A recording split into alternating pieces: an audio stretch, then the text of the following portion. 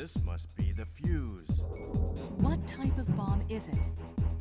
Don't worry, I've dealt with this kind before. Thank God!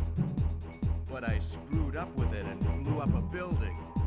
Oh dear. This is T.R.A.G. Tacos Really Are Great on the PlayStation 1. The story of this game is largely forgettable. Essentially, some terrorist organization has taken over a large scientific laboratory, and it's up to a group of Special Forces agents to take it back. However, they're far more inept than their title would indicate, as all but two get completely killed off in an ambush before they even enter the building. So it's up to the remaining two to stop the evil terrorists from destroying the world, or something. Also, they're helped by two civilians who just randomly happen to be there because reasons. Now, the first thing someone would say if you showed them footage of T.R.A.G, totally radical aardvarks are genius, is that it looks like a Resident Evil clone. And my frustration on the term clone games aside, by referring to this game as a Resident Evil clone, you're actively ignoring one of the biggest mechanics of this game, the combat. For the combat in Resident Evil was that of a survival horror / action game, whatever, was the fact that you had to conserve your ammo, you had to conserve your items, and combat largely relied on what equipment and weapons you had at the time. However, while T.R.A.G, Thesis Ripped Apart Goddammit, is similar in terms of exploration, director's choice, camera, awkward tank controls, slight bit of delay, that sort of thing. The fighting is completely different because it relies more on a beat-em-up style, if you can believe it. Because while Alex, the main character, fights with a gun, and you are required to manage your ammo a little bit, ammo is dropped quite frequently, and while playing as him, I never felt like I had any less than 200 of both types of ammo for him. And every other character is a melee fighter, who has a different hitbox and combo system. Let me give you an example. To unlock a secondary set of equipment for your characters, you have to beat certain bosses using specific characters.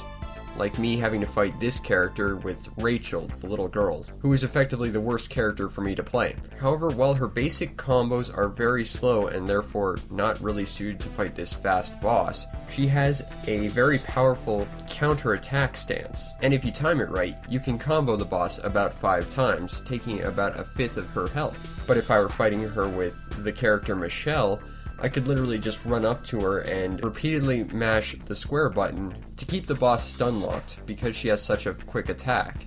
And that's the thing about all 4 characters. They all have their own individual special abilities, their own individual weapons, their own speeds, their own health, their own combos. So yeah, Alex has a gun, so he's better at taking out opponents at a distance. Burns is better at getting up and punching them just as enemies get into his hitbox because he's a little bit slower. Michelle's made to get up super close and just mash the opponent to death. And Rachel requires a little bit more strategy because she is slower. And while each character is different in terms of combos, hitboxes, weapon, style, etc., they all share one ability in common. They have an area of effect spin attack, which takes a little bit of their health, similar to a beat 'em up, and knocks everyone around them down, allowing them to have a little bit of breathing room and maybe make some ground on their opponents. Very useful. Beyond combat, each character behaves a little bit differently as well. While Alex and Michelle are fairly average, Rachel is smaller, so she can navigate air vents and circumvent doors and things. And because Burns is so big, he can push objects out of the way and clear paths. Likewise, there are points in the story which require you to split your team up and try and solve puzzles in various areas to try and help each other out from 2 different locations. And that's all very cool. I just wish it was done more than maybe once or twice in the entire game. Because it is an underutilized mechanic, and I think it was probably one of this game's biggest strengths versus its competition, was the fact that you had to handle several different problems in different areas in order to progress to your main objective. Unfortunately, it was underutilized, and that's really sad. The sound design is largely forgettable. The soundtrack is fairly average. It's basically just elevator music and nothing terribly standing out, and the sound effects are fairly stock. The voice acting is something to take an exception with, and not in the good way. With this disc, I shall become ruler of the entire world. I'm betting pretty much everyone who's ever played this would probably put this game in a list of top 10 worst voice acting because it is pretty cringeworthy at times, and not in the particularly good way. The overall aesthetic of the game is, as well, fairly bland and not terribly interesting.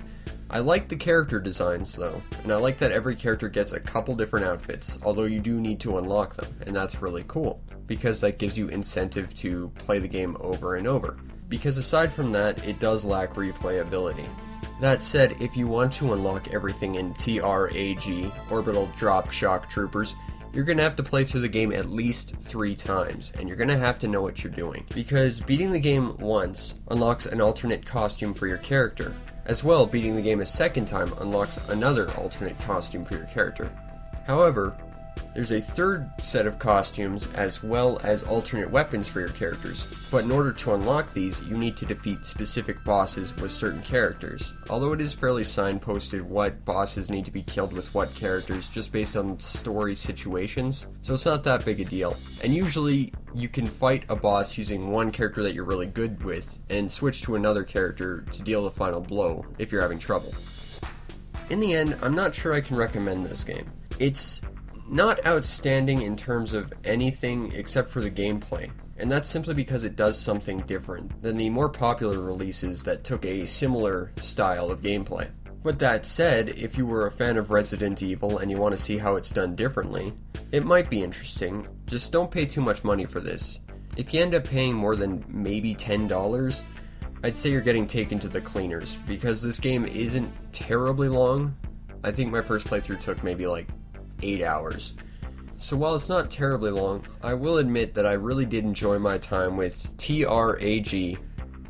I should probably get the acronym right this time. Hold on, let me get the case. Tactical Rescue Assault Group? Really? Dude, literally everyone I came up with was way better than this. Lame. That's the cover completely off.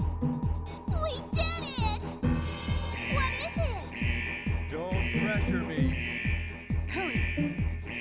You see, this is as far as I got last time, then we've got to turn the fuse to the left or right to release it. Deciding which way is the problem.